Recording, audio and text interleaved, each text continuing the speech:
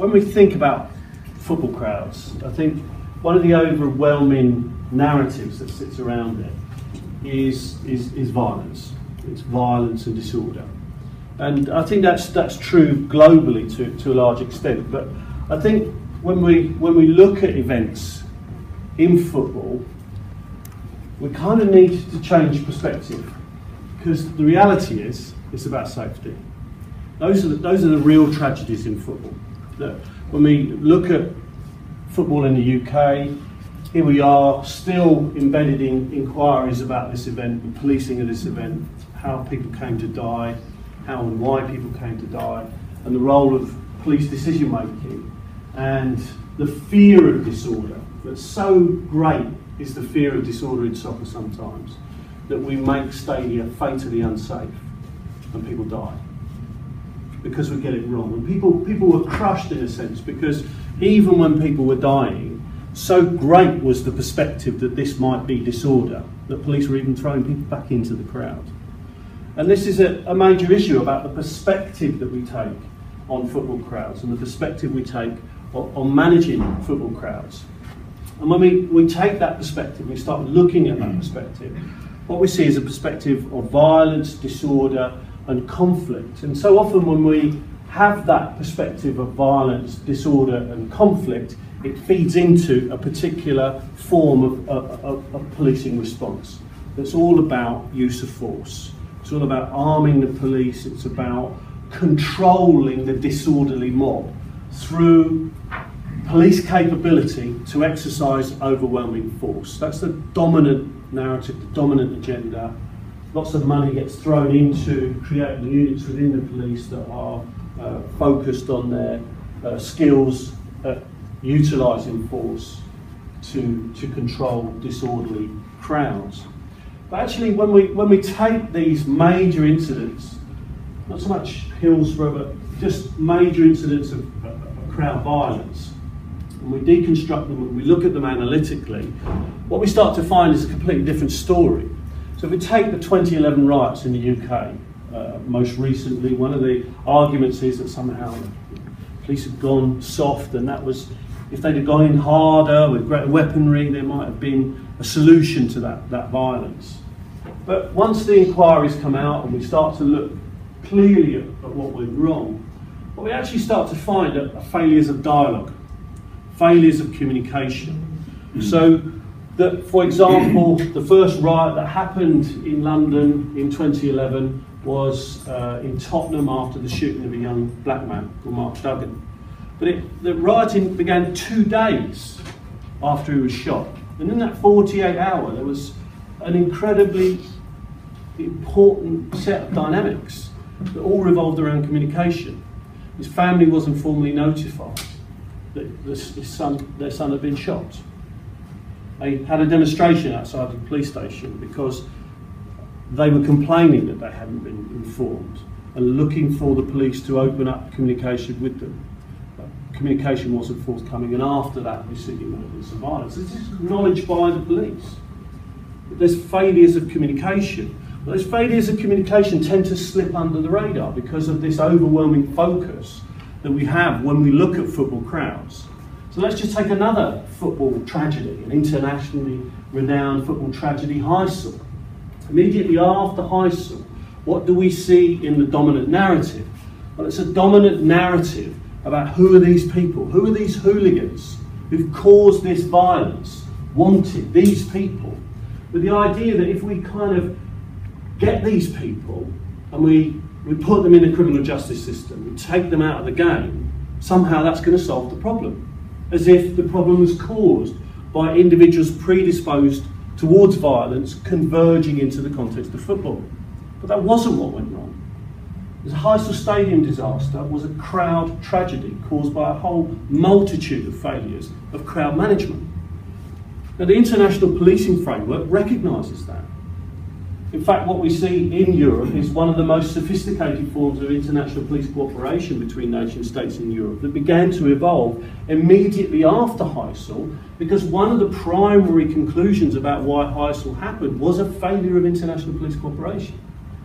So there are issues here about how we need to understand crowd management and the way in which the dominant narratives of understanding crowd management in football are dominated by this discourse of violence and hooliganism.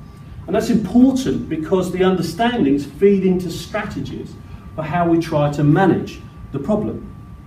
And where we see the problem as being caused by the convergence of hooligans, it follows that then the management strategies flow into controlling those hooligans through controlling their movement, trying to imprison them, and so on. So the dominant agenda in football is often focused on the idea of hooligans, hooliganism, and controlling hooligans, as if we can target these people and take them out of the game, that will be the solution to the problem. Now, for many years in the early development of my career, that was the dominant agenda, particularly within academia. All of the literature, all of the theory was about who are the hooligans, why are they hooligans, why do they do what they do. Nobody seemed to acknowledge that actually when you're dealing with football crowds, you're dealing with crowds, and crowds have dynamics. That if you understand how to manage, you can start to manage crowd events a lot more effectively than if you don't really understand the nature of crowds and how they work. And that the violence in football, particularly that we were witnessing around English fans travelling into continental Europe, there were some very major riots. Spoke about one of them already, the Heysel Stadium disaster, were events that were the outcome of crowd processes and not really very much to do with hooligans or hooliganism at all. And that where we start to understand crowds, we can start to draw on sophisticated scientific understandings of how crowds work that were being generated predominantly here in Australia. At the time, late 80s, early 90s, out of the School of Psychology at ANU, social identity ideas were being evolved and developed, which have become the dominant understanding in science about how group processes work. But when applied to crowd events, we can begin to build a very powerful theoretical analysis that helps us to understand and arguably predict how and when crowds are going to behave like they do and why situations of violence come about. One of the things that we've begun to understand through that scientific work is that the crowd dynamics are very, very complex, and that we can have physical crowds that contain different groups that might be more or less inclined towards confrontation. We might call this red group hooligans, ultras. Now, in these contexts, what we tend to find in our research is that in an attempt to try to deal with this threat of disorder, police often rely on the relatively indiscriminate use of force, or the threat of the use of force against crowds as a whole.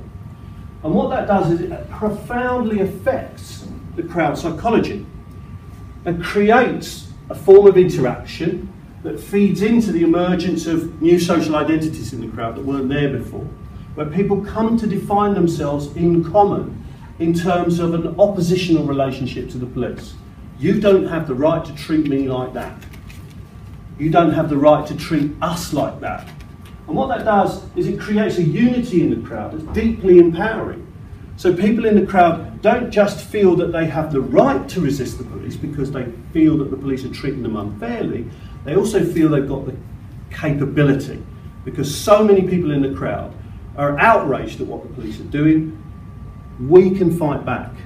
And that dynamic creates disorder. And it's impossible to understand that dynamic without taking into account the nature of police tactical responses to crowd events. It's as simple as that, from a scientific point of view. So once we begin to understand that, of course, then we can start to think about building effective forms of crowd management, because it follows that if we can avoid perceptions of police illegitimacy shared across the crowd as a whole, we can prevent disorder. And it follows that if we can create environments where the police are less likely to use indiscriminate force against crowds, it follows that they're less likely to use it against crowds as a whole, less likely to initiate these dynamics. You're therefore less likely to get disorder. Now, you're going to have to forgive me if I'm wrong here, but I've always assumed that the function of public order policing is to prevent disorder. So if we know this at a scientific level, surely to God, this should be a useful tool for the police to help them with their strategic goal of preventing disorder. If life was just that simple. But understand that we did, and we took that forward. And once we started to take it forward in research terms, what we began to recognise was that under certain circumstances where English fans were travelling abroad with this propensity for disorder, where the police treated them differently, essentially with respect, differentiation, treated them on the basis of their behaviour rather than their reputation, what we started to see was that these so-called violent football fans would self-regulate, that they would actually self-police. So if fans started to be disruptive among their community, they sometimes even use violence against those fans to prevent an escalation. And that was the real reason we were seeing an absence of disorder. So we started to understand that actually maintaining perceptions of legitimacy was really functional. It wasn't just that it would prevent negative dynamics, it would also initiate positive dynamics that again were consistent with bringing these crowd events to conclusion without disorder. So this tool was really effective from a scientific point of view. I just want to give you an example of how that works if we've got some time to do it. This is an example of England fans at the 1990 World Cup finals in Italy.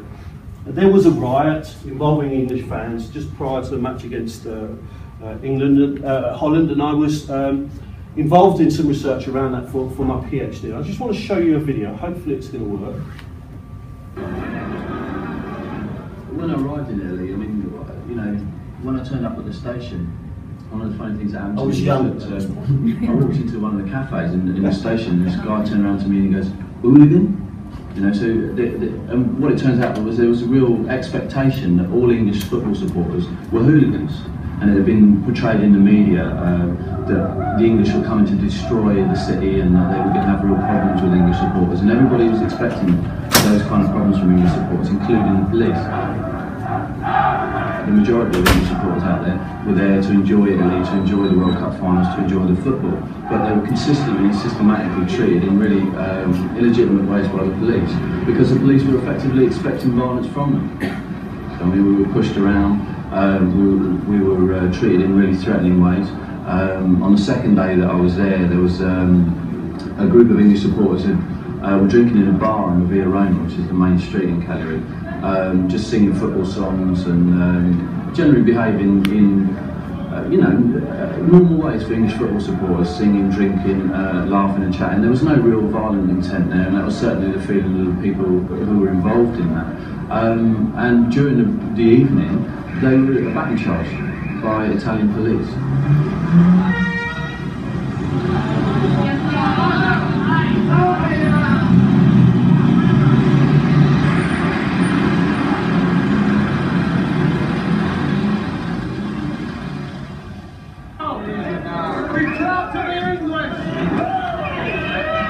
When we arrived there, English supporters were on the whole anti-violence and anti-causing trouble, and people that they saw being conflictual, they wanted to distance themselves from. But because they were treated in indiscriminately aggressive ways by the police and treated in ways that they saw to be out of order, they, by the end of the tournament, came to see themselves in the same category, in the same social group as the violent supporters, and saw violence against the police as something legitimate. And in actual fact, they didn't see conflict against the police as violence, they saw it as self-defence. So what we see is this kind of complex set of interactions between groups involved in these crowd events, the fans, the police and so on and so forth, that feeds into a circumstance where there's this escalation of disorder and problems as a function of crowd dynamics. And we were seeing this at Italian 90. We also saw very similar things at work in rioting involving English fans at France 98. Very similar processes at work. Once we began to see that actually there is strong evidence here that if we start to take a crowd psychology perspective on this violence, we can actually start to do things about it. And that trying to extract and identify hooligans from this situation is simply not going to work. For example, at France 98, 95% of the people who were arrested had no history of involvement in football-related disorder at all. So you could take the hooligans out as much as you wanted. It didn't matter. It wasn't them that was getting involved in the violence. It was ordinary fans getting drawn into it as a function of these group-level processes. So what we began to do was to work on a government-funded project to try and come up with a set of recommendations about how to police fans more effectively. And one of the things that we did was to help the police to understand that risk to public order is actually quite dynamic, and it can ebb and flow during the crowd event. And it was often related to the balance that the police could achieve between their deployment and the levels of risk. So when it was a low-risk situation and the police deployed in a low-profile way, people tended to perceive that as legitimate, and there would be these self-regulation dynamics that would tend to dominate, and there would be an absence of disorder. However, what was most often the case around England fans, because England fans are always seen as violent, so every time we were going abroad, what was actually happening was the police would roll out the riot squad. And in those circumstances, because there was actually no risk, England fans didn't pose a risk, they weren't intent on disorder, they looked at the police and they saw an imbalance, and they'd start to see the police as the antagonists. You're just looking for violence, aren't you? And that would be perceived as illegitimate, and start to see these escalatory dynamics. It wasn't just simply that it was about police use of force or about police profile, because there were circumstances where fans would, or situations would escalate. But in those circumstances, it was incredibly important that the police deployed appropriately to the risk. So let me give you one example, if I've got time. It's Manchester United fans drinking in a Porto, about 1,000 of them in the old square of Porto in the north of Portugal. And into the square rock 6 Porto fans. And they start picking up bottles and throwing them at the Manchester United fans. And the Manchester United fans, quite rightly, you're sitting there having a peaceful drink, and you get bottles thrown at you, start to come out of the bars and front off these 6 Porto fans. And the police are on the radio, there's only a few cops in the situation. And it was all getting very, very hectic, and nobody was really there to do anything about it. The fans were facing each other up. And eventually, an intervention unit drives into the square. And they get out of the van and they go, what's the problem? Oh, United fans, whack! And started attacking the United fans. Now, obviously, after that circumstance, there's an escalation of disorder, because the Manchester United fans said, well, what are you attacking us for? And what should they have done? What should they have done when they intervened in that situation? You should have just removed the other fans. The Porto fans, exactly. Understood who the antagonist was, take them away from the situation. And in that circumstance, it's very likely you wouldn't have got an escalation. That's the kind of thing that we're talking about here. If the high-profile intervention had come in and was correctly targeted, it would have been balanced with the risk, it would have been perceived as appropriate, you'd have seen a de-escalation. So it starts to help us to understand how these processes work. And the key issue here, if we look at that example, what's the key issue? Well, it's a failure of police risk assessment. If they'd understood what the problem was on the ground, they would have deployed appropriately. The failure was that they weren't conducting dynamic risk assessment. They weren't on the ground engaging with fans, understanding what the issue was, and feeding that up into the tactical response. So if a tactical response was necessary, it would be more accurately targeted, differentiated, likely to be perceived as appropriate, initiating these de-escalation dynamics. So once we understood this, we started to develop a set of principles that weren't about control, they're about facilitating legitimate behaviours among ordinary fans, communicating, engaging and differentiating in the use of force. We fed that into a model of policing, what we now call graded tactical profile, that begins with low visibility, low impact, escalates and de-escalates as necessary based on the dynamic risk assessment. We fed that into the security planning for European Championships in Portugal in 2004. And the police force there worked with us to apply these ideas, incorporated them and applied them in the context of the tournament itself. We did some science around that. We did a big evaluation where we sent teams of observers into all of the match cities, 14 of the biggest matches in the tournament, and did lots of analysis around that. What we found was that the police did deploy in the way that we suggested that they should. They had a 4-level tactical intervention. So it begins with this level 1 with these guys just in normal uniform, facilitating. They're not there repressively, they don't arrest. They're there to communicate, to facilitate, to orient towards positive fan engagement. And in so doing, they're becoming aware. They're embedded in the crowd, they're looking, they're assessing whether fans are being hostile, whether there's any problem that needs to be dealt with. Where they identify problems, then we would get a level 2 intervention. You see these guys coming in, larger units, still in ordinary uniform, wearing this stuff here, the protective equipment. If it becomes necessary to put it on, that's a level 3 intervention. And all the time in the background, you've got the full Monty, the corpo di intervention. But these guys are kept out of the way. They're kept out of sight unless they're absolutely necessary and absolutely needed. So all of the work is going on at the front end. And the reality was that there wasn't any disorder at the tournament under the jurisdiction of this police force. There's no major incidents involving England fans. The first major European Championships in 1988, where there had been no major rioting involving England, German or Dutch fans. The crowd psychology and behaviour was consistent with what we predicted, lots of perceptions of police legitimacy, lots of self-regulation and so on and so forth. So really, really positive outcome. And so much so that what happened after the tournament is that the European Union, the European Commission, European Council, all of the frameworks that they set for international police cooperation start to incorporate these ideas. That the models of policing, the rationale for the models of policing that underpin international police cooperation in the European context are informed by this science and this theory. So there's a lot of widespread acceptance. Now, there's no guarantee just because it's in the policy it actually gets implemented, let's be clear about that. But nonetheless, it is the policy.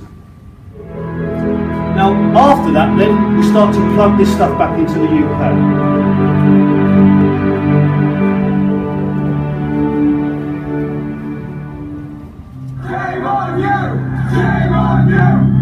My name is Clifford Stott, and my area of research focuses on the social psychology of crowd behaviour. So you've only got to look to the Arab Spring and look to the Ukraine to understand the significance of what crowd events can become. People get arrested, people get criminalised, police careers can end in an instant because of decisions that are made. The work that I do began with an ESRC funded studentship back in 1989, and through that work we began to understand that much of the conflict that we were witnessing in our research was brought about by particularly aggressive forms of policing that set in motion dynamics of escalation in the crowd, creating the psychology of a riot. Police would wheel out the riot squad to show that they had the capacity to control these crowds. We fundamentally changed that because what we've shown is that actually crowd dynamics involve the perception of the legitimacy of policing action, and those policing practices are not based around deterrence and fear, they're based around engagement and dialogue.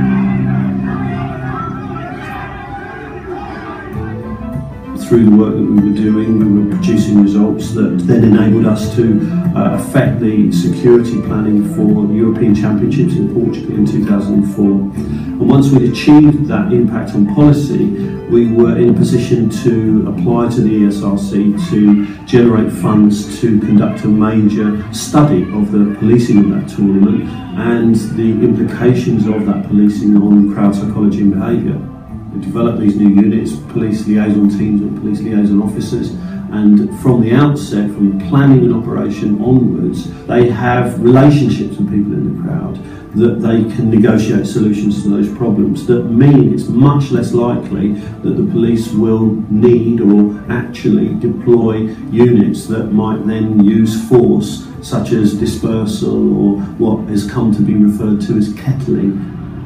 What Cliff's research has helped us do is engage with protest groups, particularly protest leaders, in a much more constructive way, which means we need far fewer resources and it's more peaceful and more constructive.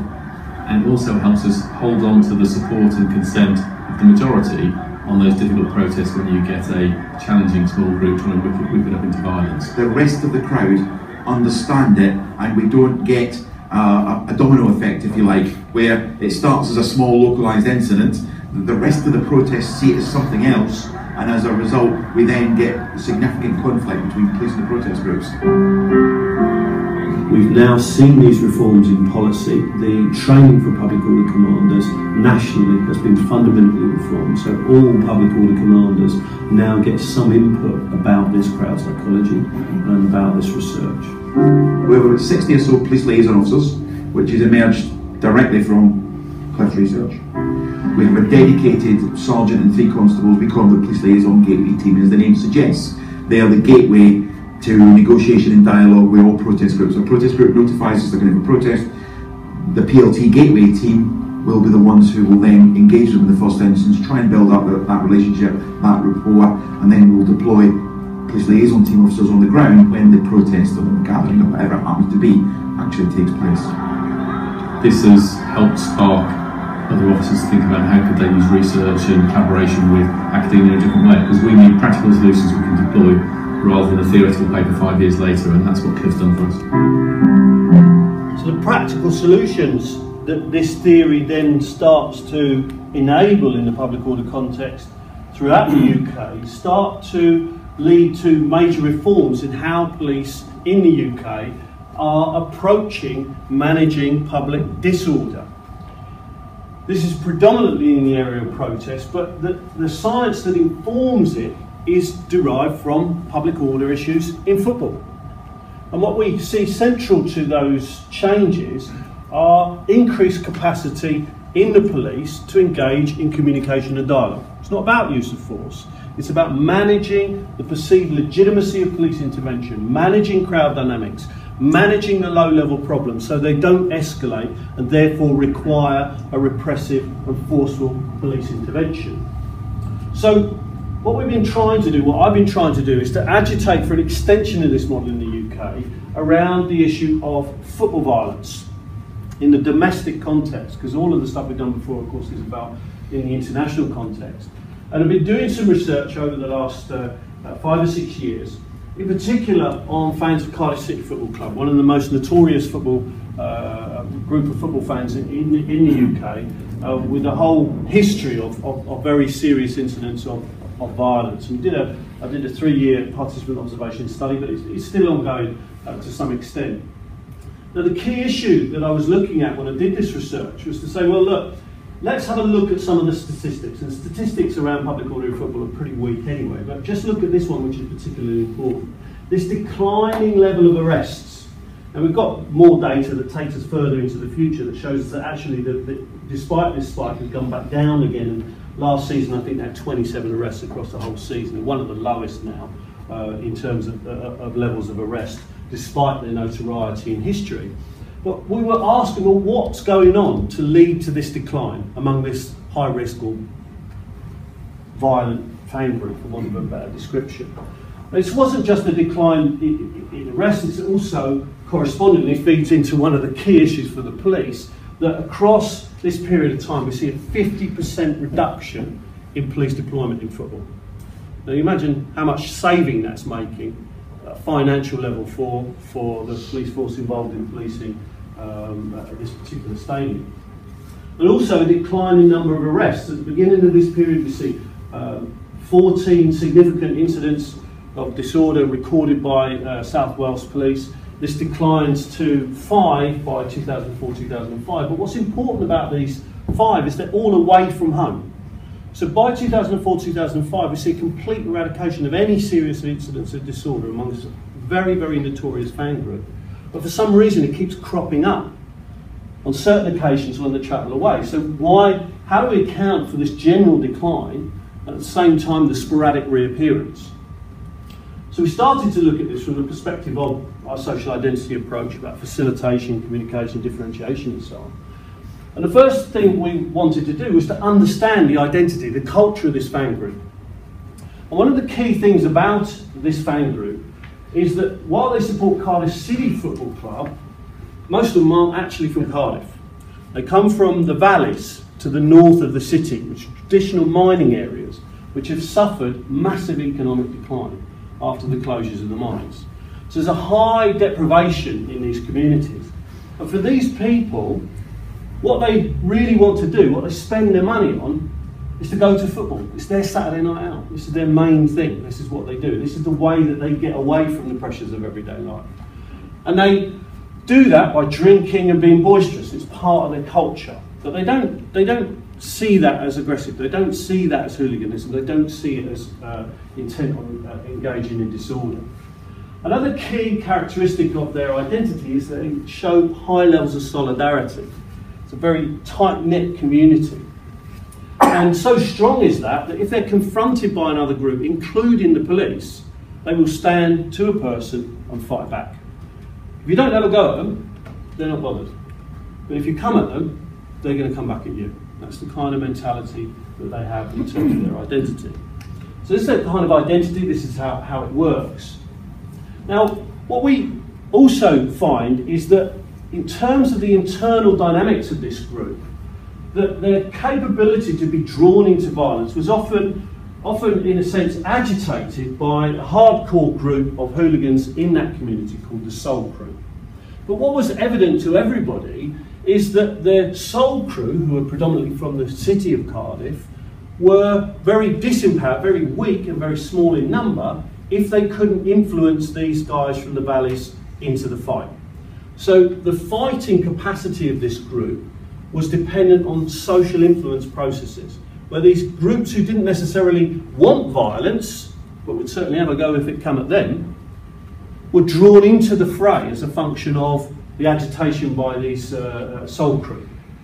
So in the context of the football event, the Soul Crew would say, oh, we've got to have a fight, and there's 50 of us, come on lads, and he'd have 2,000 of the Valley Boys charging behind them, and it looks impressive. So the fighting power of it was about social influence as much as anything else with these two communities of fans.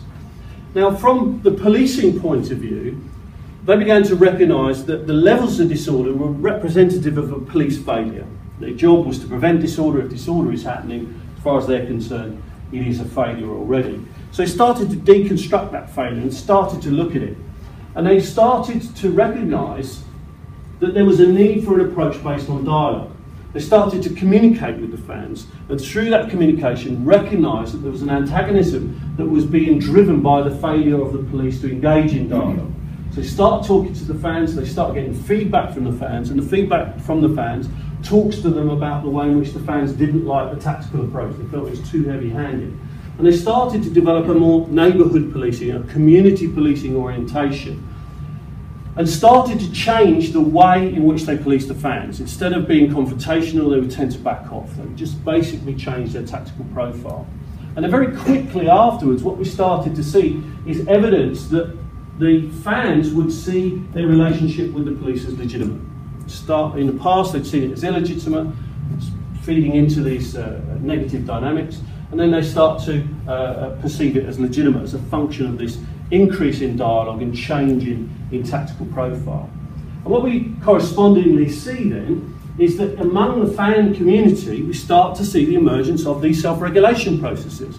Remember that the capacity to move the whole community into violence is dependent on social influence. And what we find is that once the police start to act in ways that are perceived as legitimate, those fans who previously were drawn into the violence aren't interested anymore. They don't want to get stuck in, they're just not interested. We've still got some fans who don't want to improve, but they've been isolated. Well, those 5 out of 100 that try and keep things off and arrange things when they know they've got the 95 behind them, now those 95 will say, fuck off. So what we end up with is a situation where the Soul Crew are no longer able to agitate for violence. They're no longer capable of engaging in violence because they don't have the numbers behind them and they'll get their heads kicked. So they tend to keep the lid on it. They tend to keep the situation down, and there's strong self-regulation processes engendered by these majority of the fan community who might be boisterous but are not intent on disorder. And what we also started to recognise is actually in the UK there is a strong culture of away fandom. So lots of fans travel to away fixtures, and managing that problem can be very problematic. And we see that with the Cardiff fan base, despite the fact that we get this decline, we also get this sporadic reappearance. And what we started to do was to work with some of these host police forces to look at how they were policing Cardiff fans when they came into their jurisdiction. And where those police forces were adopting a communication-based and communication-led tactical intervention by dialogue and communication and working with South Wales Police to mesh together, what we see is strong declines in disorder. Where Cardiff fans have been engaged in disorder in past events, now that starts to disappear. However, other police forces were less constructive, and they would take an old school position, wheel out the riot squad, start to be aggressive, very breakdown in communication, very ineffective communication would be in place, and what we tended to see was a reliance of threats and use of indiscriminate force, and that would feed into circumstances where we would get a re-emergence and a re-escalation of disorder and conflict. So when we look at this then, what we see is that there's strong evidence in this research that conflict reduction in domestic football in the UK can be linked to the management of crowd dynamics. There's this process of legitimacy of policing, these processes of identification and group processes within the fan community that appear to be absolutely central to whether or not disorder is going to occur. And where these are managed effectively, what we start to see is a long-term decline, a rapid and then long-term stable decline in the threat that this group tends to pose to the police when they enter their jurisdictions.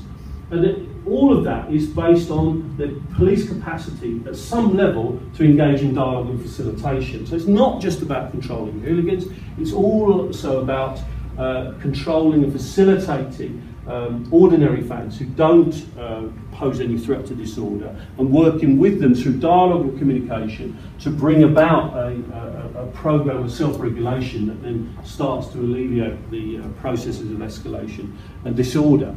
And we're working internationally. We've injected similar programmes into Denmark. The Danish police have developed a dialogue-based concept called event policing. And just look at the arrest figures in Danish football. The dialogue concept is introduced in 2008, 2009, and then we start to see this rapid decline in the overall number of arrests. So everywhere we look, there's lots of evidence that this stuff works. It's really effective. We're starting to develop similar work in Sweden on a project called enabling research and evidence-based approach to crowd safety and security in Swedish football. I understand that some of you may have seen some of the video material that we've been producing out of that project, where the police are developing this event concept to move away from this. They want to get away from this, and they understand to get away from this they're going to have to start upskilling the police and enabling police to engage with fans in a more dialogue, more facilitatory kind of way. The early evidence is suggesting already some very, very effective outcomes. So the question I want to kind of pose to you is what's happening in Australia. This is what's going on in the rest of the world. Now, it strikes me that in Australia there are particular problems. There are particular problems, in particular around Western Sydney Wanderers. And it would be, I think, useful to try and look at those problems, to discuss those problems from the analysis, through the lens of science and through the lens of good practice that's going on elsewhere, where we've had to deal with these problems. And in order to deal with those problems, what we see is an approach that's very much premised around recognising them as an outcome of crowd dynamics, and recognising that to manage those crowd dynamics, we need to start thinking about empowering the police to open up dialogue and engage in communication so that fans can reciprocate and create an environment where we can enjoy football in a way that has atmosphere that doesn't spill over into violence and criminality. Okay, so that's all I've got to say. I'm happy to turn over to... No, just to let you know my background. I'm a member of the active supporter group of Western Sydney Wanderers, and I don't think I strike as the typical participant of the RBB. The reason why I attend is because I want to spend an evening out with my family. So I have, my husband attends with my 3 teenage children, 2 boys, 19 and 17, and a 15-year-old daughter. And we really go as a family night out. And I think if I don't go, I don't get to spend that really great time with my family. And for me, it's I've grown up in a background of supporting sport my whole life, and this has been the one sport, for many years I haven't regularly attended sport, live sport, but this is one thing that's taken me back to attending live sport. And I think Western Sydney Wanderers have got a fantastic product, and you know, that really needs to show a really good public perception, because people know that I attend in the RBB and say, you know, is it okay? And I say, I'm going for a lot of fun, which it, you know, it's a great night out. I had a read of what you've written, Clifford, and I think it's fantastic. Yeah.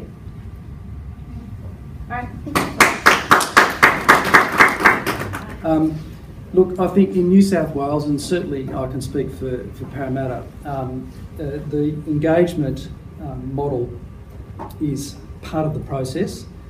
I think it's something that's being worked on, and it's also something that's part of the legislation. And I don't know who's in the audience here, but for protests or demonstrations generally, not just soccer crowds, for example, or football crowds, there's normally some sort of a document that's put forward under legislation, under the Summary Offences Act, to the police, and then there's a negotiation normally between a representative of the police and the organiser of the group. Now, it may be a protest, and there's often protests, probably mostly in town, but increasingly so in the Parramatta area. And mostly they go off without a hitch, and that's because there's some sort of organisation, negotiation that takes place beforehand as to the limits and the extent of what can take place. And provided that there's sufficient control and injection over the crowd and that group, that's something that works quite effectively. And I'd certainly agree in relation to the escalation model, if you want to put it that way, and the effect that it can have on the crowd. What I would like to pose a question though, in terms of your research, have you considered or looked at groups or even subgroups of the larger crowd where there's been an attempt to involve in some level of engagement, but it's been undermined through false or misleading representations by the organisers, which then has an effect on the crowd at a later point in time?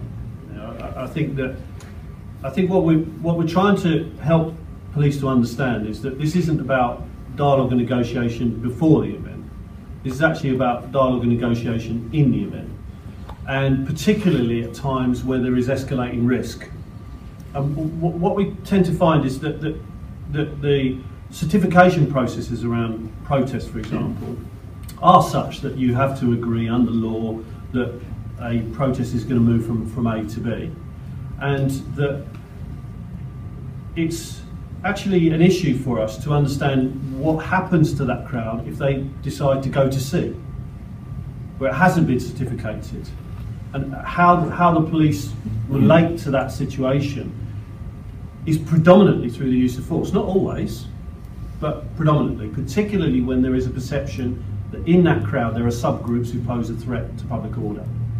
And it's that process that we're trying to get to grips with, to increase police capacity to see and exercise the value of negotiation beyond the pre-event stage.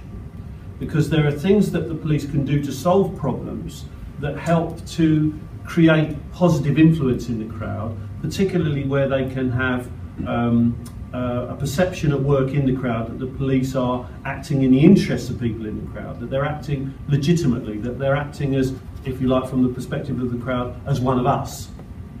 And the difficulty that I think you're faced with there is that perhaps partly because arguably you don't do that, that there is a perception at work that the police are pretty illegitimate anyway. There's a history there.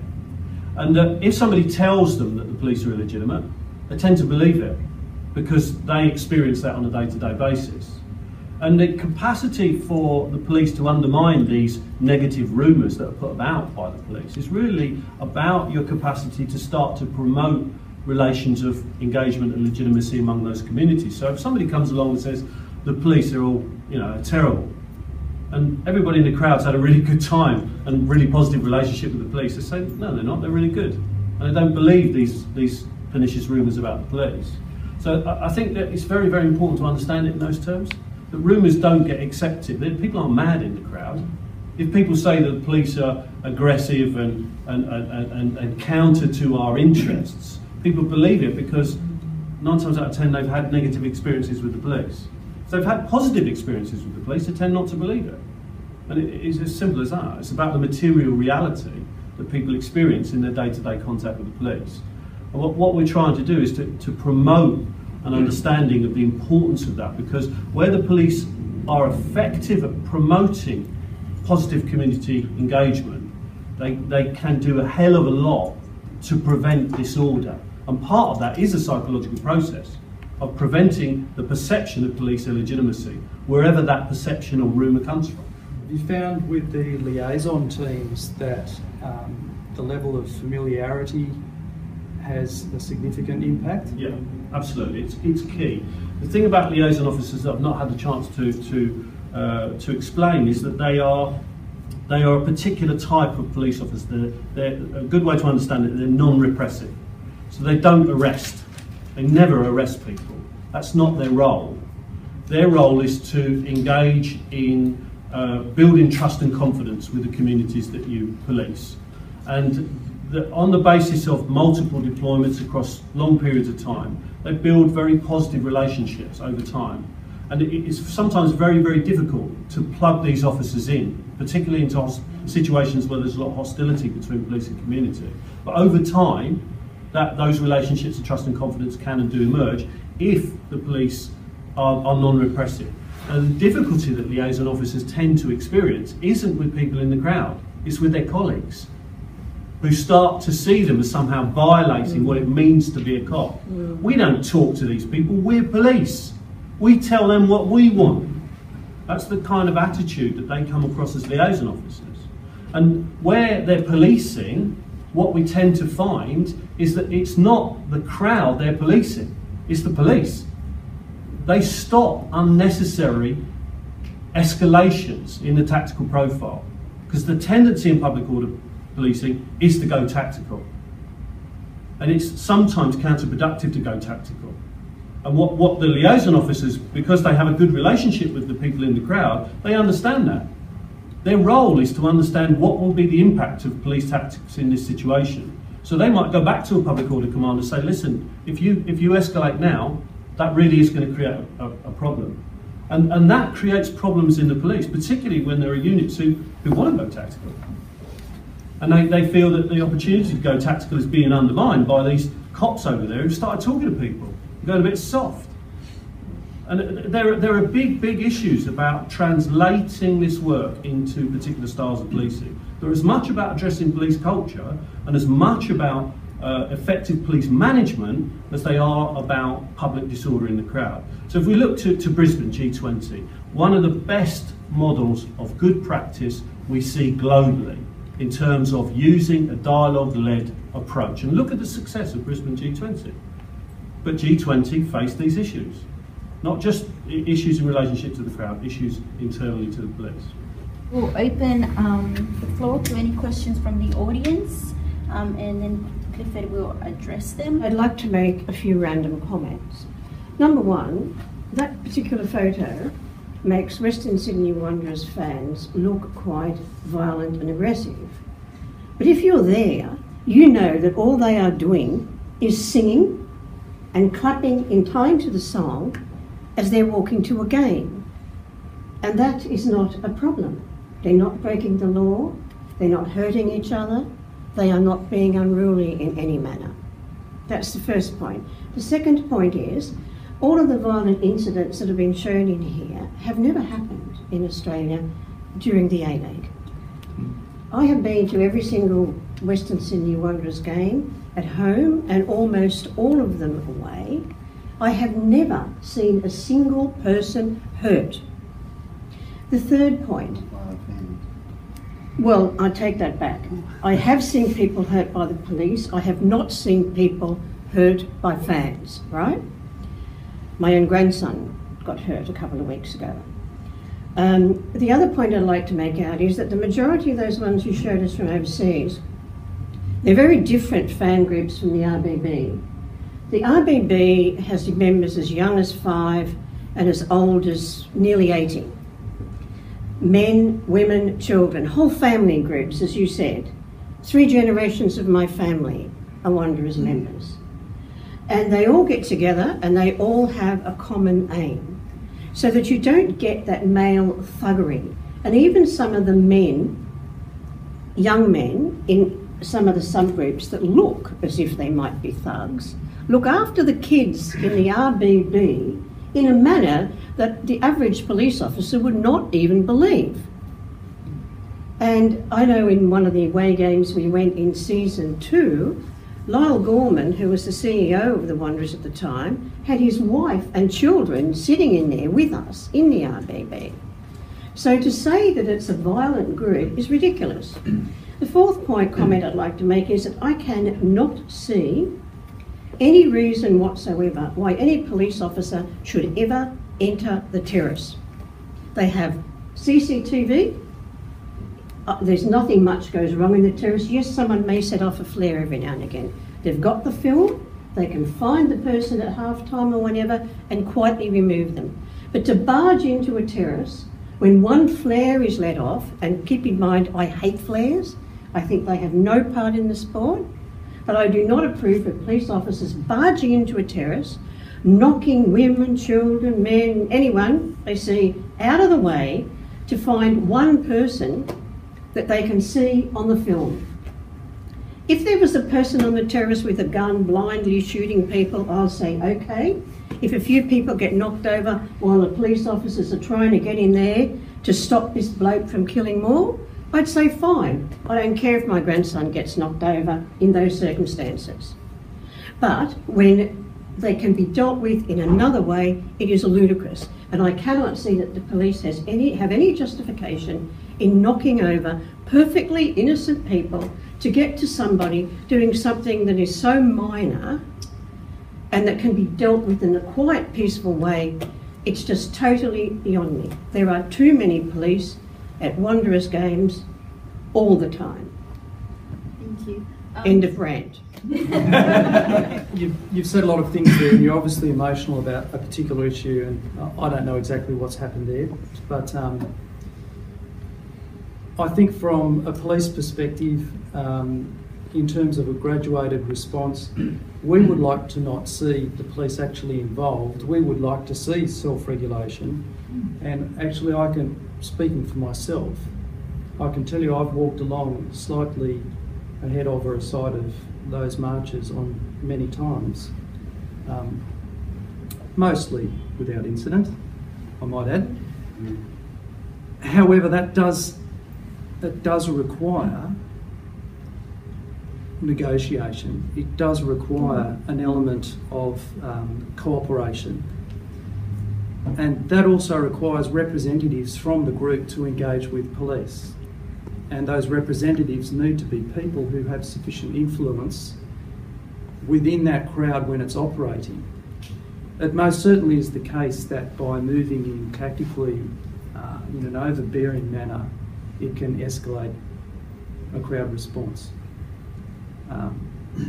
But as to what happens in individual situations, sometimes something can be misinterpreted by the crowd or by the police. These things happen, we're all human after all. And I might add that probably many police are football fans as well. In relation to moving around stands, speaking generally, and for myself, I would say that if the police cannot move around a stand and cannot have 2 police walk casually through a stand, as we do in most stands in most stadiums, then we already have an extremely hostile situation and a crowd that has developed an anti-police sentiment that we need to deal with in the first place. And it shouldn't be a position that there is a no-go zone that police or security, or for that matter anyone else, can't move through, because then by its very definition you have an unsafe environment. There's a very big difference between moving through a crowd and knocking people over while you were doing it. I'm sure you must be able to see that difference. Should let Clifford respond first? Yeah, if we could just get Clifford's insight. Okay, I mean, you know, clearly, as you said, that there's a lot in what's been said already. I think it's only possible for me to focus on one or two things. I'd like to pick up on that last point about the view about whether police presence in the crowd is allowable or not. You know, and the point you're making there is that if you're already in a situation where the police feel that they can't go into a crowd, you've got a problem. Because the police can't accept that. It can't be a circumstance. But equally, I think there is a responsibility on the police to work out strategies for enabling it, and not seeing that the resolution to this situation is to go into a crowd with force. That there are ways of negotiating presence in that situation. I think that's the point you were essentially going to respond to. It's quite simple. You go in and you say, "Excuse me," and you walk past people. That's what we do everywhere else in the stadium. With all due respect, if it was that simple, everybody would be doing it. I don't think it's that simple. I mean, there are issues here about space. You know, ultras want that space. It's their space, and you know, at some level, it's a violation for others to try to occupy that space without some kind of issue. I mean, that may not be the case in Australia, but it would certainly be the case with ultraculture in Europe. So, but my point being is that as you see that as an issue, that there are ways in which this dialogue-based approach can resolve that issue, because it is a way through which you can construct particular forms of relationship that enable you to maintain what needs to be maintained in terms of public safety in that space through negotiated entry. It might not even be the police that do it. It might be stewards. In which case, then it's not a problem. But what is required there is a sophisticated level of negotiation. You made the point; these people need to have influence, but that's also your responsibility to work out who these people are and to build relationships with them, particularly when they don't want to have a relationship with you. Now, this is why dialogue officers are predominantly drawn from communities of negotiators, because police are very sophisticated at building relationships with people who don't want to talk to them in hostage situations. They do develop those skill sets, and what we found is that when you apply those skill sets into a public order context, you can construct meaningful relationships, you can overcome previously intractable problems, and that's why we're suggesting that these skill sets are particularly important for addressing the kinds of emerging problems. And I would accept that, you know, at this stage, we don't really have the level of problem that we have in Europe. I hope it doesn't get that, because, you know, I mean, there are dangers that it could go in that direction. And it's about managing those processes so they don't escalate any further. My name's Pablo. I've had a lifelong involvement in football as a player, as an active supporter, part-time media. It was a great presentation. I mean, I'm a firm believer in evidence-based policy. Good research, applied research, which gives stakeholders, and I think we're all stakeholders, whether we're police, fans, clubs, whatever, the evidence to inform policy, good policy. Just to comment about policing, I suppose public order and protest, it's very different to the culture of football. And I really think I know the principles that, you know, the model, Clifford, you applied, you said we used in other areas, but I think that recognition is critical in terms of moving forward. That football, the culture of football is very different to AFL, cricket, NRL, and in turn it's very different to other expressions of passion in terms of this tribalism in multicultural Australia. And that is an important starting point. I think, yes, we don't have scenes like was in France '98. I have a friend who was there and witnessed that firsthand, and Italia '90. But I think the principles can be applied, and we're 10 years on, and I think it's edging the wrong way, and we need to head it off. And it has, not them and us, it has to be an engagement process, well facilitated, and across jurisdictions. I mean, we're only talking about one jurisdiction here, What about Melbourne, Brisbane, and so on? So we need to get into the ear of Damien De Bruin at the A-League CEO, and David Gallop, and senior police and clubs, CEOs at that level, so lifted up the value chain to say, yeah, we can apply this, this is the evidence, but it's got to be well facilitated with an open mind. Where in your model, if you thought about them, would you locate private security? Well, do they have any sort of positive role, or would you just disregard them? They don't really fit in the model as it stands at the moment. I mean, in the research, we are experiencing circumstances where there are complications delivered by private security companies, because we get a circumstance where we're working with police forces to create a very kind of dialogue-led intervention, that there is a very positive fan response, and then as soon as the fans go into the stadium, they get a completely different relationship with the private security company. And I think that the more we ebb towards a kind of privatised model of security in the context of football, the more we need to start making sure that those stakeholders are included in these kinds of debates.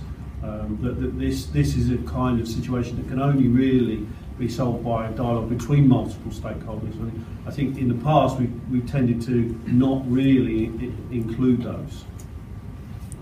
I've done a bit of work previously at ANZ Stadium where it's probably more, especially with the Bulldog supporters, it's more of a practice to get security to go into the crowd rather than police initially. But my observation is, and that photo sort of brought it to the point that, and I gather it still occurs, where the Western Sydney Wanderers gather and then at a certain location and then march, take over the street pretty much and march to the ground. And what's interesting is there's no other club that I know, and there's no other sport I know where that's allowed to occur. That's not true. Well, that's not true. Melbourne Victory do it. So Melbourne Victory do it in Melbourne. So, but what's really interesting is does that then create a culture where the crowd are allowed to take over the streets, traffic stopped, inconveniences motorists and shoppers that may not be there for the football?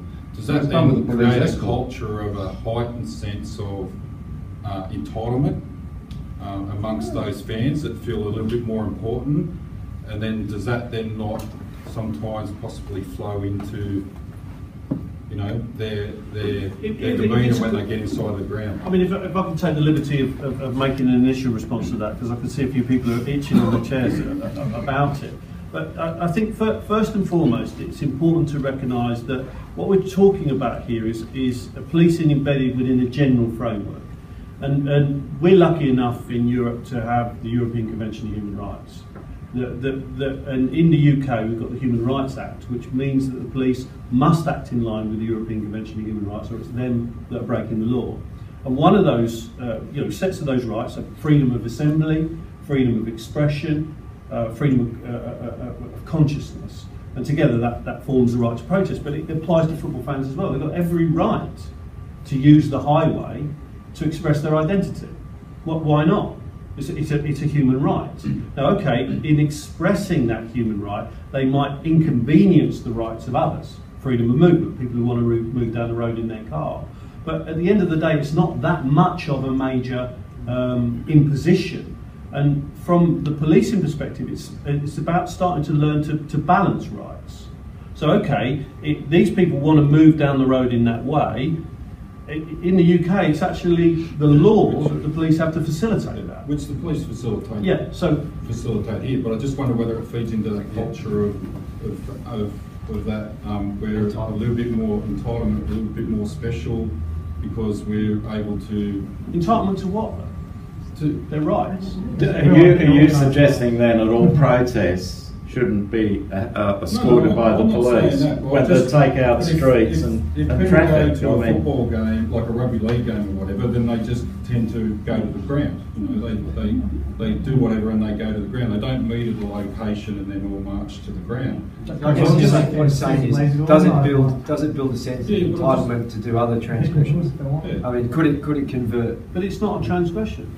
No. But what I'm saying is that They're built into that insofar as cultural you're stuff. walking on a street where normally it's for cars. Yeah, but I mean, again... So if you go to the cricket, people just generally wanted the cricket. They go Yeah. along the footpath, they go to the cricket. If they go to the rugby league, say they walk along the footpath, and then they cross the road at the lights, and then they go into the ground and go to the football. Yeah, they don't walk along the middle of the road, Yeah. blocking traffic. And I just wonder, because I know this does occur in some parts of the UK. No, but I mean, I understand the contrast. Is that what I'm struggling with is the notion that is first of all going to lead to some sense of entitlement, other than the entitlement to exercise your rights.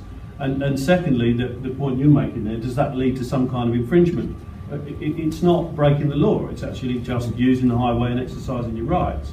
And the job of the police is to facilitate that. But for some reason, when they're football fans, we're saying, well, you know, is that it's an entitlement? I don't think it is a question of entitlement. It's a question. We wouldn't ask it of an Anzac parade, for instance. Yeah, exactly. We wouldn't ask it you know, and how often are the roads blocked by people in cars when they're coming and going from stadiums? So roads get blocked in the context of major crowd events. It's just that these people aren't adding to climate change when they're doing it. So there are issues here about the flexibility with which we need to think as the police about what our role is in relationship to these events. We may see this as an inconvenience, but at the end of the day, in a framework as we have in the UK of law, actually the job is positively to facilitate those rights, and it's illegal to negatively interfere with them.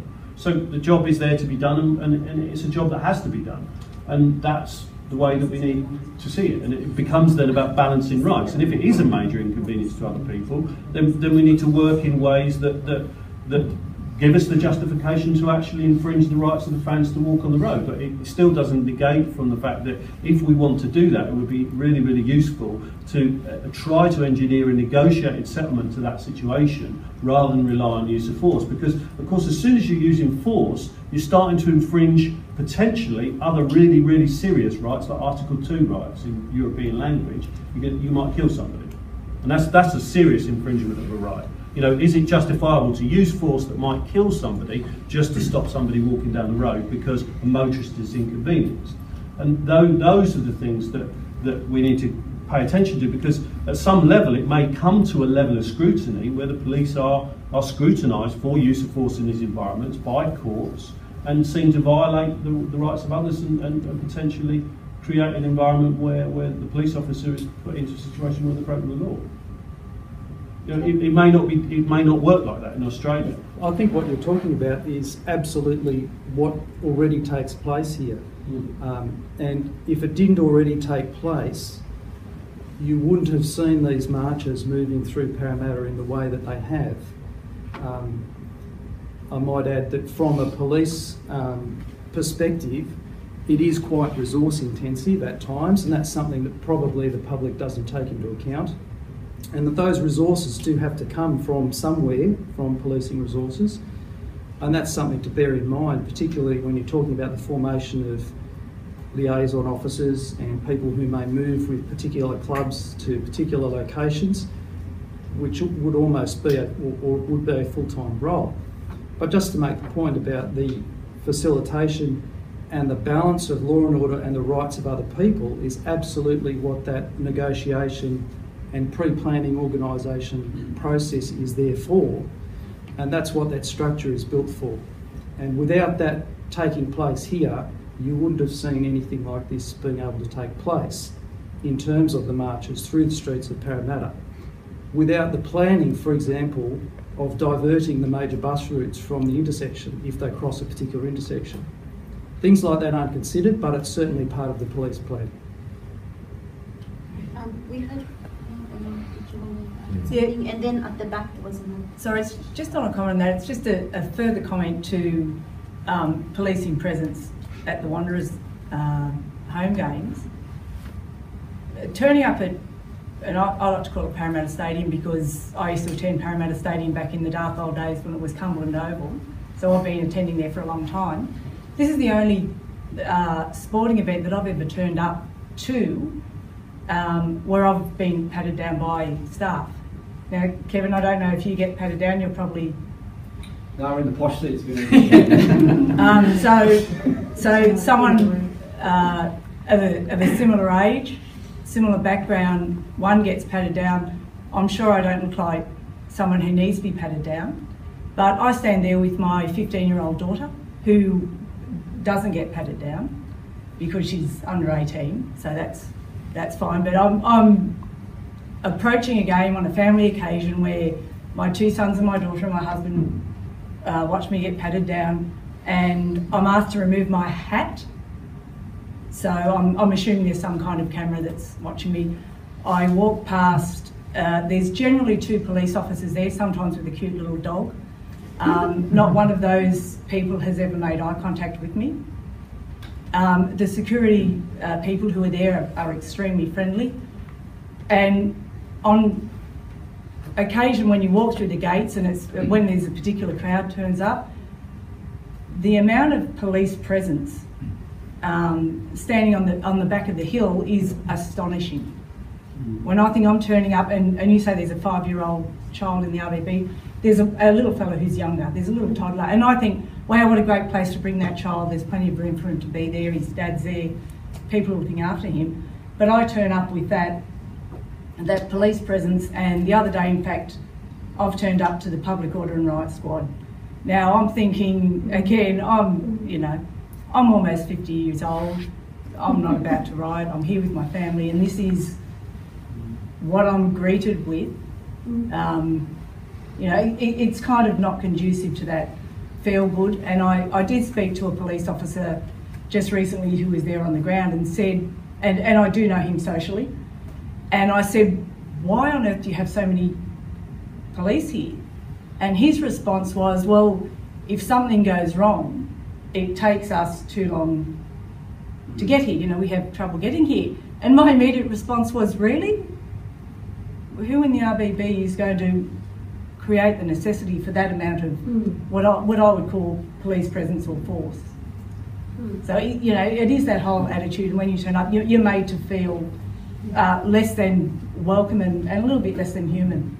I'm actually from Western Sydney Wanderers, so my questions are more around the challenges of communicating to police that less police will bring down crimes and issues, and also if some patrons or people have preconceived issues with authority or police, how you go about turning them around and fixing that problem. It wasn't a complex problem, we wouldn't be sat in this room, would we? And I think the tendency so far is a bit of a bun fight going backwards and forwards, and I think it's really valuable contribution to recognise that actually there are significant issues in the crowd in terms of willingness to engage with police to overcome these problems. I can't pretend to have an answer to that other than to point towards the research base that we've constructed around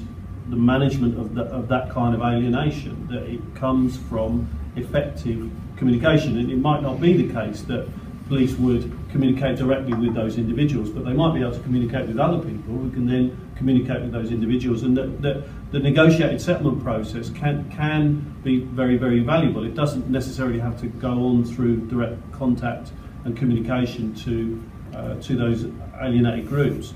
I think the point about communicating to the police about lower numbers is that it strikes me that actually this kind of thing should be going on more. You know, why not work together with the police and put on forums and invite them so that they came? I mean, let's be clear, the police made a formal decision to send somebody along to this event today, and that was a difficult decision to be made in the current context. And I think that it shows a willingness. There is a preparedness there. So it's equally the responsibility of the fans to start creating platforms where that communication can go on, and to start to actively promote and create a positive fan culture, so that we get to a point where there is the old mantra: fans are part of the solution, not the problem, they're part of the solution, not just the problem, they're part of the solution. And I think where that willingness to engage in communication from positive culture within the fan community, it has a big impact on the police because it reassures them. That we often lose sight of the fact that the police are there because they fear that problems may emerge. And they are there because they have a responsibility to be there, because there is a concrete piece of evidence that says if we're not there, there could be problems. They're not just throwing money away. They're not doing this because they don't need to. They're doing it because they have to. So we have to work with them to get to a point where they can feel confident about taking risks, about withdrawing resources, because they have a relationship. And it's not just one-way traffic, it's about two-way dialogue. So that would be my advice. Just get active. Start putting on platforms and inviting them. And then if they don't come, then you really know that there is a justifiable reason for saying, well, why aren't you having this communication with us?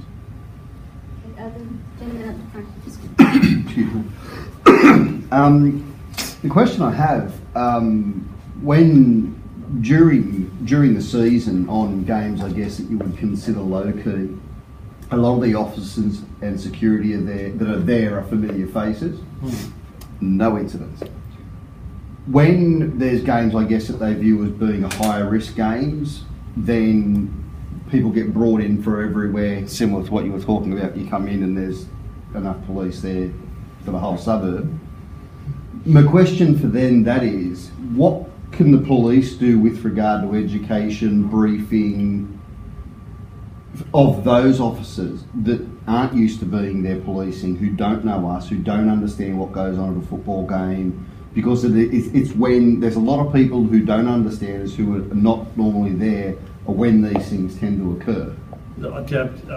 Probably a question for our police friends here is that I mean, it's a very powerful and important question again. You know, a lot of these problems are because of simple issues around, you know, when police forces have to mobilise a large contingent of people into these contexts under the framework of the law, it's very difficult for them to actually find these people because they're on a stretched resource, and they're bringing people in who might not necessarily be experienced in policing crowds, and that might be part of the problem. I think there are issues around leadership here. I think that's a key issue. But again, I think it's about, to me, it's about creating a specialised unit that does have experience, and that's what we're doing in Denmark and Sweden. We call them event police. So that they're highly experienced and familiar with that community on an ongoing basis. And the economics of it, I would argue, work. Because if you invest, it might take be what you might call a loss leader in the first instance. It might lead in the short term to an increased cost.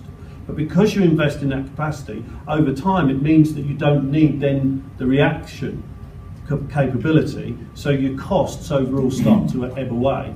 And ultimately it's the failure to plug in the dialogue that means you're constantly locked into a programme of employing resources into this environment that potentially can be costly, both financially in terms of knock-on costs to the other areas of policing that you need done, and you can't get done because you're extracting these people out and putting them in front of football fans. So it's a complex problem. It's about organisation, it's about how you fund the staff that are there, it's all sorts of issues like that need to be addressed. But my argument, absolutely, create specialist skill sets in the public order environment based around dialogue and communication, and you will see, as police forces across the context will see reductions in expenditure. And that's the evidence. So if we look at that Cardiff situation, they did it and they reduced expenditure by 50% across 3 years. That's a massive saving. It's thousands and thousands of pounds sterling that they saved. So it's an economic goal, and that's why this work is taking off, arguably, in the UK right now. It's because the agenda in the UK is austerity. Probably just had another Conservative government, so we've probably now got another 20% costs in police. Has the cost benefit been extended to looking beyond football? Because you said the principles and the models have been applied elsewhere. Well, this is, you know, it's formative work, and I think I've been at ANU yesterday and the day before talking with people there about extending research proposals forward, because if you think about this, the crowd in a sense is a place where there are alienated and disengaged people. So if you work out a strategy of engaging and communicating and bringing them into a view where they feel they're part of society, then you're going to reduce criminality, you're going to reduce the cost on the criminal justice system and so on and so forth. You can map that across the education system, you can map that across all aspects of community. That community cohesion and engagement is a key mediator to reducing criminality, reducing all sorts of problems in society. So if we started to work on that a bit more effectively, the economic benefits, I would argue, are going to be absolutely profound in terms of healthcare, in terms of education, in terms of prisons and so on and so forth. So yeah, I think it's a general model for managing social conflict, because a lot of that social conflict is about alienation. And the danger with this kind of aggressive forms of policing that we tend to encounter in certain circumstances, not all the time, is it amplifies alienation, feeds into radicalisation. You know, when we're looking at violence in a crowd event, it's just another word for, it's just another form of radicalisation. The sadness is with the children in the RDB, they're growing up seeing police behaving in this manner. And I'd rather the youth of our society were, feel comfortable with police. I think, and that to me is one of the major tragedies of it. Before we take Craig's question, I had the pleasure to talk with you before the event, and I think you're actually a more powerful example. And you said to me that, you know, for many, many years you worked with the police, you've had respect for the police, and then you started becoming a Wanderers fan, and your experience changes fundamentally. Right. You end up with a very negative view of the police. Now, if that's happening to 70-year-old pensioners, what's happening to young men? And really, to God, please to God, can we just accept the fact that there are issues here to be addressed and everything isn't hunky-dory? Season 1, I think, like from my memory, was the worst in terms of police engagement with the fans. I recall being like filmed even at the pub before the game. We were being filmed over the fence off the Roxy at one point.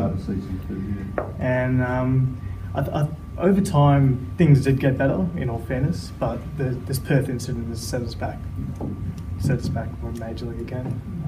So we were, in my opinion, heading in the right direction, but it's kind of back to square one now with the latest incident. So, and I'd also like to say, like, credit to you for being here. You got this information out from this lecture. What do you think is going to happen with New South Wales Police now? What do you think is going to happen now with New South Wales Police with this information? What would you like to happen? Engagement with the fans, levels of escalation, and everything that has been brought forward is something that we would like to see. And certainly from a police perspective, if we can not be involved in a crowd and the crowd can manage itself, well, that's an ideal solution. Nonetheless, the police have a responsibility, in fact a mandate, to be present and to make sure they are present to step in and take action, either to protect people or to enforce the law, or for other reasons that fall within the police function. So you have to expect that there will be a level of police presence, and necessarily so, I might add, if you reflect on some of the incidents that have occurred in the past. In terms of the familiarity that's been mentioned between some of the police who regularly attend some of the games and the fans, that's certainly something that we're aware of. But it's not always possible to facilitate without perhaps some sort of permanent model that's been obviously put forward. And that's very interesting to hear about what's taking place over there. And the fact that those liaison officers are police officers, yes, well, or not? Yeah, they are police officers. So Yeah. some other police officers will question that sometimes. And there are different models as well. I mean, just to clarify, I mean, of course we've got heavy investment and have done over many, many years on an exclusion capacity. So there's a heavy investment in football intelligence officers who film and store that information, build portfolios and get people banned and excluded from football. And that equally has been part of the solution. You shouldn't neglect that. So, I mean, my emphasis is on the dialogue, but there is an enforcement exclusion component to the policing model, and it's an essential component of it.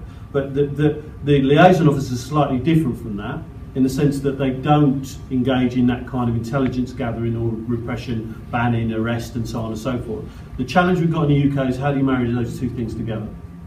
That's where we need to go in terms of our football policing. But it does require significant investment from the government to fund the police, to enable full-time officers who will go to all home and away fixtures involving high-risk fan groups to gather portfolios of intelligence, and we hope in the future to engage with them as well. Perhaps that's something you could refer to the clubs. We really should bring it to an end soon. I'll make some final comments. Have you got? We might have time for one question. Craig has had his hand up for a long time, and Mark too, and then probably that would be it. Mine was actually a comment. It was just to I suppose, just to draw attention to the fact that there has been a sort of massive, high-stakes tournament, a football tournament in Australia very recently. It's been with very successful low levels of disorder. It's across four different jurisdictions. You know, there were some very high-stakes games that could have really, with bad policing, have gone. You know, Iran, Iraq, which I was at, could have gone rather badly with bad policing. So, I mean, my sense is that probably the level of awareness is there that there can be some good policing. So that, I suppose this is an optimistic comment for this form of disorder in the future. Just two main takeouts I really saw from this was one around the idea of legitimate and illegitimate policing and creating a better relationship there, which is something that we're committed to working on, and we've spoken to Rob and Steve about that as well, and so there is a commitment to that, so for everyone in the room to know. But the second part is, and that's the interesting part for me, is the lower visibility of policing. I saw in the Cardiff Soul Crew model that you dropped police numbers, but they were still extremely high. But you said low visibility instead of high visibility policing. How does that actually operate? Well, again, it just it's a matter of emphasis, really, in terms of where those police officers are being visible. The Portugal model, I think, you know, the thing to take into account, there's no generic model. It's going to, these principles are going to apply in different ways to different contexts. So when we looked at the Portugal model, it's a particular model that worked for that major tournament. And it's not necessarily going to plug into the UK, because not least of all, we have completely different forms of policing. So high-profile policing in the UK context might be wearing their protective equipment. So rather than wearing the protective equipment, they'll be in standard uniform. Or if they're going to have officers with protective equipment, then keep them out of sight unless it's absolutely necessary for them to be seen. They're a contingency tactic. So it's about getting the proportionality right and managing the risk proportionality related or tactical relationship is about that. So I think that, you know, the focus in my talk has been on policing, but what has actually been really, really central to the Cardiff model is the club. The club taking responsibility and not leaving it to the police. And I think that in the context of UK policing, a lot of the problems that are being caused are by the lack of clubs taking responsibility, taking ownership of the problem. And I think, you know, we've spent a lot of time in this meeting, in a sense, focusing on negative policing, but it's a much, much more complex problem than that. Your question raised some very, very important points about the fans' responsibility. I think there is, picking up on your point, a major responsibility for the club to harness this issue and drive forward in partnership with the fans to produce a solution to the problem that gives the police the capacity to withdraw from the responsibility that they currently have to deploy in the way that they feel is necessary. And with that kind of sophisticated multi-partner agency intervention, that's the solution to these problems. It can't be done by one party on their own. The police can't simply withdraw from this situation. They've got to have the confidence, they've got to have the delivery from the club and the fans. So, I mean, if we've got to conclude at this point, my arguments would be about multi-stakeholder intervention and everybody recognising they've got a role to play in this solution.